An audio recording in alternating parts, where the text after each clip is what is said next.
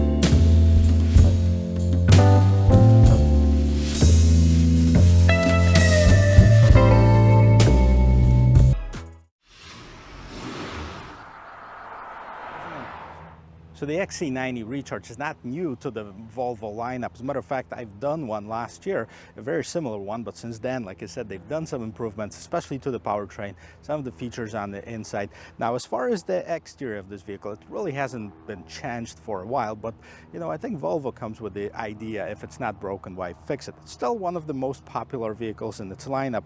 So let's take a look at the front of it. Nice long hood. It's got the two indentations on both sides for better aerodynamics, for a little bit cooler look. And then you can see this huge grille. Now the grille on the inscription, which is this one, is all chrome. So you can see a lot of chrome on here. You can see this huge Volvo logo. There's a front view camera right here. And also remember that arrow right here points where that latch for the hood opening is. Now we can see this headlight unit, hammer lights, right? Those are the daytime running lights right here, turn signals. Those are all LEDs. Now you have the auto high beam standard as far as the equipment, and all LED lights in here. No fog lights on this model, but you do have some air curtains right here. Those are actually functional. And then you have this chrome trim right here. Also at the bottom part of this grille, there's a little bit of this matte black trim over here just above this lip spoiler, which is kind of cool looking as well. Now if you wanted a little bit more sporty design, you can opt in for the R design version. Then you won't get any of those chrome. This is all going to be blacked out. So two different trim levels that are available, inscription and the R design. Well, let's pop the hood. Let's see what the differences in the powertrains are. Right here, this arrow points to this yellow latch, so that's how you unlatch the hood. The hood stands nice and tall, nice sound insulation on here. And what do we have underneath here? So this is a new powertrain for Volvo, 2.0 liter turbocharged direct injection engine, and that produces a total of 455 horsepower, and that's the total between the combustion engine, which produces 312 horsepower, and the electric motor, which produces 143 horsepower, making the total 455 horsepower and a massive 523 pound-feet of torque. Now this is crazy, especially coming from an SUV. Now guess what? It increases two things. One, increases the gas mileage, which total combined gas mileage can be up to 66 miles per gallon, as well as the 0 to 60 drops down to an incredible 4.5 seconds on the SUV like this. A lot to be impressed about it. Now this has made it to an 8-speed Geartronic transmission. We're going to definitely check that out at the end of this video. Well, the side profile hasn't changed. I really like it. It's nice, it's smooth, it's modern, and definitely doesn't look like a 4.5 second 0 to 60 vehicle, but it does. It doesn't look like a performance SUV, but it is. Let's check it out. You know, as far as the wheels, come standard with 19s. These were upgraded to 21-inch wheels. Pirelli Scorpions. This is the tires on 275 on the width, 45 on the height on it. So not really a low profile tires, but a lower profile tires. I love that you have this extended flange around these wheels right here, the fender flare over here, that's all white, same color as the rest of this vehicle. A little bit of a chrome trimming at the bottom of the doors. Now let's take a look at the mirror. Now the mirror does have the LED turn signals, but it also has the blind spot assist. It also has the camera that's built into the mirror, so it is a fully loaded mirror.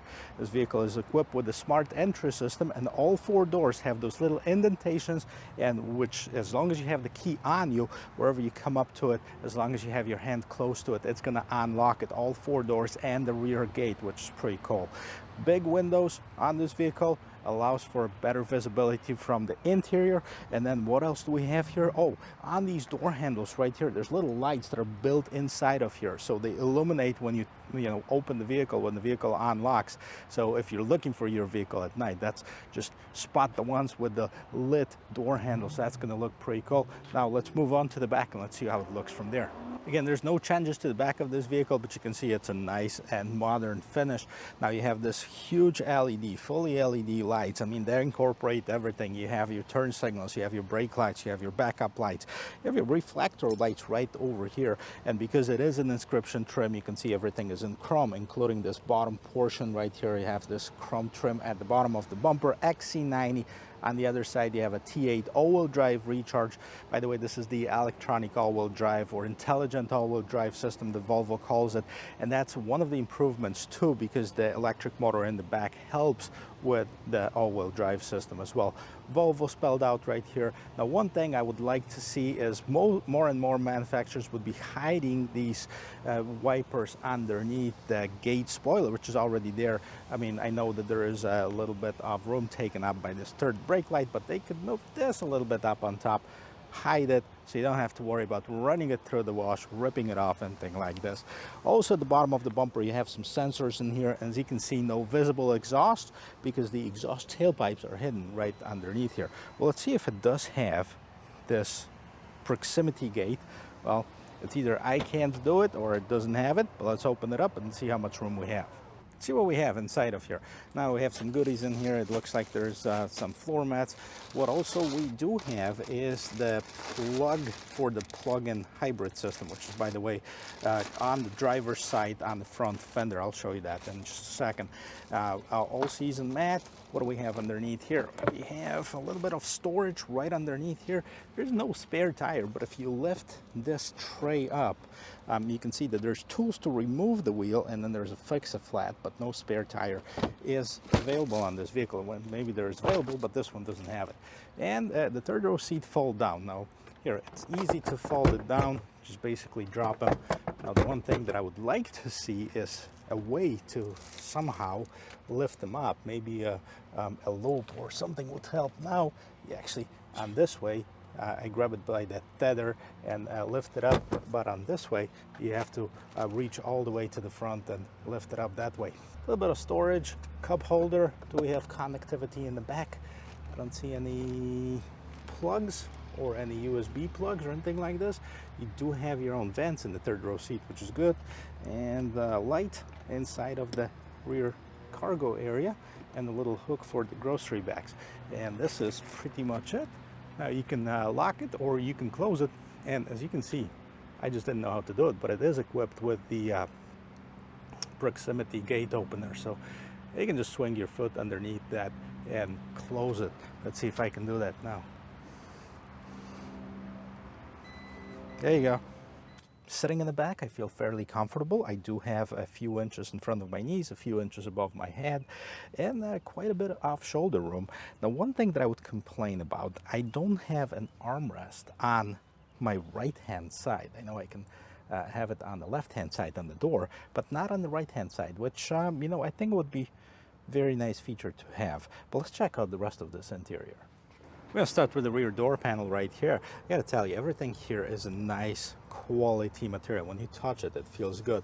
That leather wrapped armrest slash door handle right here. Now even this inside right here, this is leather wrapped. You have this natural looking wood that's right on top, and this top portion right here, this is a soft plastic right here. Even the soft plastic you can see right at the very bottom of it. So everything is premium. A speaker cover and not too much room in the door, but there is one. Now the seats, they are adjustable, so the seats move back and forth. These are manual adjustments on the seats, and you can actually open this up, okay, fold it down. There's another way to opening this up if you want to get inside the back. I'm not going to actually jump inside the back of this seat. I've done it on the previous year one, and this looks exactly like the same.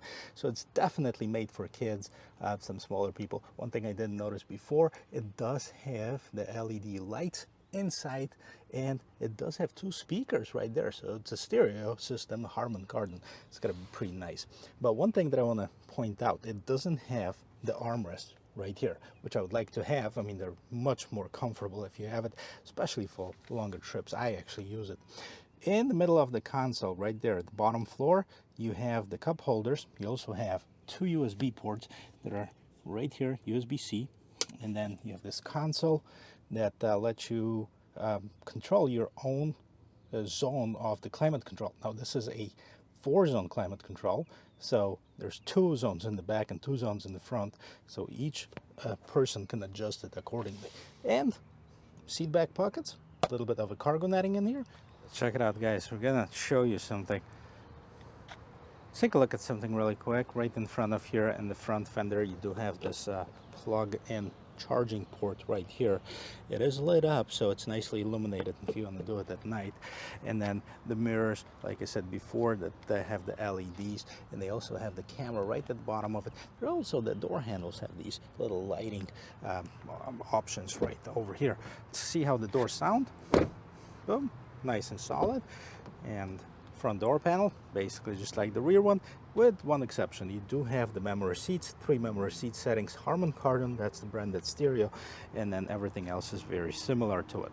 Jump inside of it. Before we do that, I just want to point out one thing. There's a recharge on the door sill, and both seats, driver and passenger, have the electric adjustment, and there are several ways of that.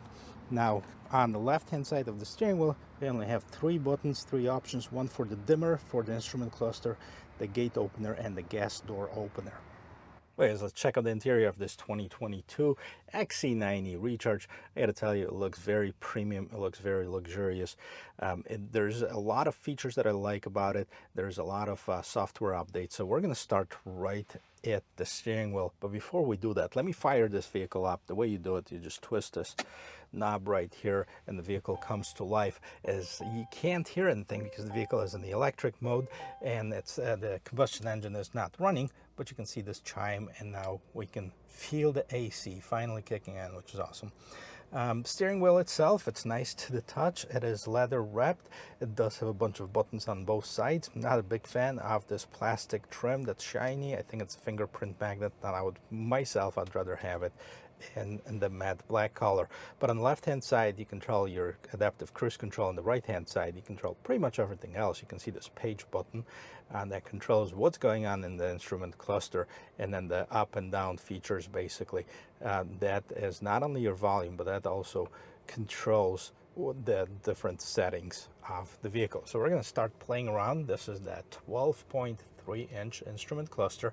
On the left hand side, you can see the speedometer, and on the right hand side, you can see basically what I call it, the electric vehicle tachometer, because it's not really the RPMs, but it's okay, it says it's ready, and then it's going to tell you whether the vehicle is charging or it's using power and at what speed. So let's see, what else do we have here. Now if I hit this pages button right there, all right, on top you can see this shortcut menus. So I'm going to move it to the side, right? There's an FM radio right there. I'm not going to play it for too long because we're going to probably get dinged for copyrights. You can see the trip, then we have the media, phone, and then navigation, which for some reason this is not kicking in, but there's other options that you can set, like through there. Now you can see over here we're in park, and then reverse neutral drive, and then there's the B plus and minus. All right, 96 degrees outside. This is crazy, guys. We are in April still. This is 96 degrees here in Florida. Now you can see speed limit, that's the 45, that reads the signs on it, that projects it right here. But also this vehicle is equipped with this 360 head-up display. Not sure if you can see it. I think it's blinking a little bit over there. It's basically just says 0 miles per hour and 45 speed limit, but you can customize that as well. So 12.3, this is the size of this display, 9 inches, that's the size of this display right here. Now we've seen that on the XC60 that I've done, XC40. This is the new generation made by Google. And this is your main screen, but the screen that I like is this one right here. This is the easiest way to get to a lot of settings of this vehicle. And basically you swipe the whole screen to the right, that exposes this drive mode. So you can have the constant all-wheel drive, pure, which is the eco drive, hybrid, come on, let's go back, everyday use, power sporty driving, and off-road for the off-road right here. So when I hit the off-road, that automatically turns on the combustion engine. Hybrid, we're going to turn that off probably, unless the AC draws so much power that it needs it. Now hold, charge, electronic stability control, sport mode, lane keeping assist, park assist. You can turn those on and off, and see those little green lights go on as you turn them on. The headrest fold, boom, head-up display adjustments, camera in the back. Let's check this out really quick. Here's your back camera. Take a look at the 360 view. Nice. You can have all these camera icons right here. Whichever one you click, that's the camera that's going to display. This is my front view camera right here. And let's go back here. This is my rear view camera. And then the side cameras, that's how it looks. Okay, very nice. Okay, parking assist, you can turn that on or off. And collision traffic assist, same thing, you can turn that off on. This is the collision traffic assist with active braking too. So if you're pulling out of a parking spot, it senses that the vehicle is approaching, but you're not braking, it's going to do the braking for you. All right, well, let's go back to the main screen right there, and cross traffic alerts. See, you can have all of the safety features turned off or on. Now, wireless phone charger, it wasn't on.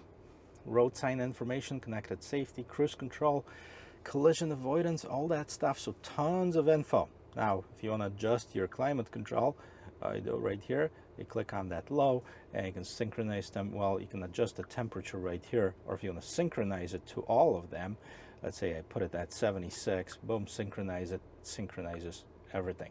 If I unsync it, everybody can have their own temperature settings. Active bending lights, that's pretty cool. So I mean, if you're driving, the lights actually bend with you, and those are very nice and visible at night. So let's go back to this main screen that we have. So navigation, this is your current position, and we can make this the whole screen. Well, this is a whole screen, I think. Set destination. I haven't really played around with this navigation because most people play with their Android Auto, Apple CarPlay, and there's news for that too. I'll show it to you in just a second. But that's your navigation. Let's go back. This is your back button. You can see what's playing right now. This is the FM. Phone, if it's paired, that would be nice. 21 miles per gallon average fuel consumption. Now this vehicle probably has been idling for a while. The total fuel consumption is up to 66 miles per gallon. All right, 26 on gasoline on, which is still incredible considering you have a 455 horsepower in this beast. All right, so let's take a look at the third screen on this main screen, and then we can see FM, AM, Sirius, Bluetooth, sound experience. Okay, that's basically adjust your sound, surround sound, messages, car status, driver performance. Let's see what we have here. Average fuel consumptions. Then you can see different data, and let's see where's charging, what's producing power, etc. Okay, we'll go back here. Travel link, download center. Here, you have, it's grayed out, but it does have it, guys, right here. Apple CarPlay, Android Auto. So this is a Google system that actually allows you to use Apple CarPlay. Recall. And then you have a bunch of apps that have been pre-downloaded in this vehicle. So if you like to listen to your Spotify or TuneIn radio, or maybe you want to leave a review for something you're passing by, there you go. You can do that too. So, okay, open up the main climate control settings, parking, climate. Right, you can do start pre-con and cleaning, and start pre-cleaning. By the way, this one has this filter that actually filters through and makes this air pure inside of this vehicle, so it gets rid of any impurities of the air inside of here. Let's close that. That's the way you get to it. I wish they made this a little bit bigger. That would be my only complaint, but I'm starting to dig this system more and more. I also would like to see a little bit more customization in this instrument cluster over here. Scrolling down in here, of course, right next to the screen, by the way, you do have those big vents, and the AC works really nice, even though we don't have this combustion engine running right now. You have a bunch of shortcut buttons in here. So this is obviously your hazard lights, the rear defroster, front defogger, and this is for your radio, the volume, etc. And then moving down here, you have the phone charger, wireless phone charger. If you want to open this up, you have a regular 12-volt power outlet. This is nicely leather wrapped. Again, nice premium materials. Shifter, for some reason this is the inscription package. Normally they come with this crystal shifter, handmade shifter, and this one doesn't have it. I'm not sure if they ran out, and maybe you have to have a special plus package or something. This is how you turn on the vehicle, and of course you have the electronic parking brake, and then you have this auto hold right here. So if you get to complete stop, if this is engaged, you can take your foot off the brake and the vehicle will not roll until you hit the accelerator. And of course, close all of this up, and look how nice it looks. Looks like a nice modern European furniture. Right there, USB and the USB-C, and a very shallow storage compartment. All right, we do have a glove box, but there is no handle for the glove box. How do you open that? Well, there you go. Push this button right here, the glove box opens up, and it's kind of deep too. Nice. Moving on to the top. One other feature I'd like to see on all of the premium vehicles, I'd like to see that camera mirror. For some reason it doesn't have it. It does have the home link system, and then you have the SOS on call. All right, you have to actually press the buttons for the lights, so a lot of the newer ones are actually have the touch on here, and most of the Volvos, they have this slide for the power sunroof. This one has an actual regular hard button, and you can open up your cover first, the sunshade. There you go. Gets a lot of light inside of this vehicle. And you can also open this up, then we have a nice air screen in here. This is it. Guys, this is the interior on this 2022 XC90. I'm really excited to take this for a spin. Vehicle is running, even though you can't hear it because it's in the electric mode. I'm ready to take it for a spin. Before I do that, let's check out what trim levels are available on Volvo's website. So one of them, it says Refine and Exclusive, and this is the inscription package, the one that I'm sitting in right now. And then Dynamic and Stylish, it's the R Design. Now, the inscription starts at $65,895 before the destination, which is, again, not consistent with what I see on the sticker. This one says the base price on this is $66,300, and there's some add-ons on it with the destination. This particular one is at $72,095. And then the Dynamic and Stylish is the R Design.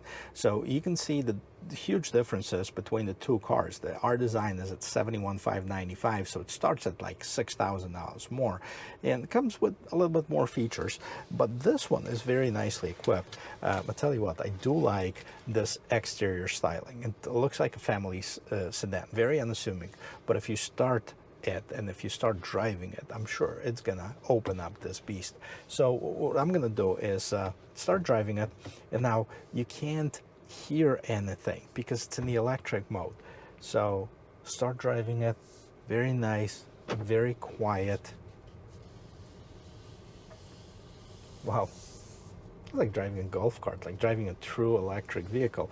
And by the way, they extended the range for this to be an all-electric up to 35 miles on all electric. So if you live close to work, if you live 10 miles away from work, you can actually take this vehicle on to work and back and don't have to worry about ever filling it up with gas. Now you'd have to plug it in at night to get it charged, but that's it. This is it. And with the combustion engine, if you want a little bit of a sportier feel, put that in the power mode, what they call it, which automatically turned on the combustion engine. But overall, the feel of this vehicle is very luxurious. You sit up higher, you do have this commanding view off the road, and it's not an overly big vehicle. It's a matter of fact, you know, as far as the roominess, it's kind of snug, right? You can see this competes in the same segment as the Mercedes-Benz GLE or a BMW X5 or Audi Q7. An Audi Q7 is kind of on the smaller side, but I think the GLE and the X5 are a little bit roomier on the interior. So, you know, I just get a little taste of when I hit the accelerator, and it's an instant response. It moves. And we have the 21-inch rims on this vehicle, so you can't forget that these are the bigger wheels. The 19s would probably have a little bit more meat, but the tires are not very noisy. I mean, you can hear them a little bit, but nothing that a nice stereo system can't fix. And very nice. It dives a little bit when you brake, and maybe just a little bit more than I would like it. And especially we're in the power mode that's supposed to stiffen the suspension and make it not as soft and luxurious. I was really impressed with the previous generation one, and it's 55 horsepower less. And the torque on this, guys, almost 600 pound-feet of torque. And with all that said, if you were on all electric or with the combined, it's 66 miles per gallon. But if you were on all gas, still at 26 miles per gallon, it's not bad for the SUV this time. Now, this is a 6-seater configuration. They also have the 7-seater. And as you can see, the rear seats are, you know, for smaller people, for kids maybe. And they definitely wouldn't be very comfortable to drive for a long period of time. Right, since I didn't have ability to do the 360, we're gonna turn around right here, so have a first-hand look of how this vehicle turns. And I have to tell you, I mean, it is pretty tight. All right, so it is very nice and tight turning radius. I'm gonna check out the acceleration from stop and go. I think that's gonna be fun.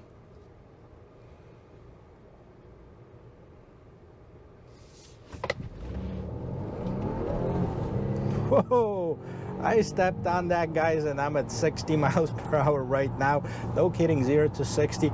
You do not expect that in the Volvo SUV, especially the 6-seater family SUV. This is incredible, and I like it. I think it's a really nice contender in the mid-size luxury SUV segment. So if you're looking in that segment, and that means if you're shopping for a Mercedes GLE or BMW X5, or maybe you're looking at the Audi Q7, or maybe you're looking at the domestic market and checking out the Lincoln Aviator, this is definitely not to be missed. Check it out. By the way, this is one of the safest vehicles on the road. Volvo has always been. It does have 5 years warranty. It also has 3 years complimentary maintenance if you buy it right now. I'm not sure how long Volvo's going to have that deal. And if you're anywhere in Florida, check out the guys at Volvo Cars of Fort Myers. They still have it at the time of this filming.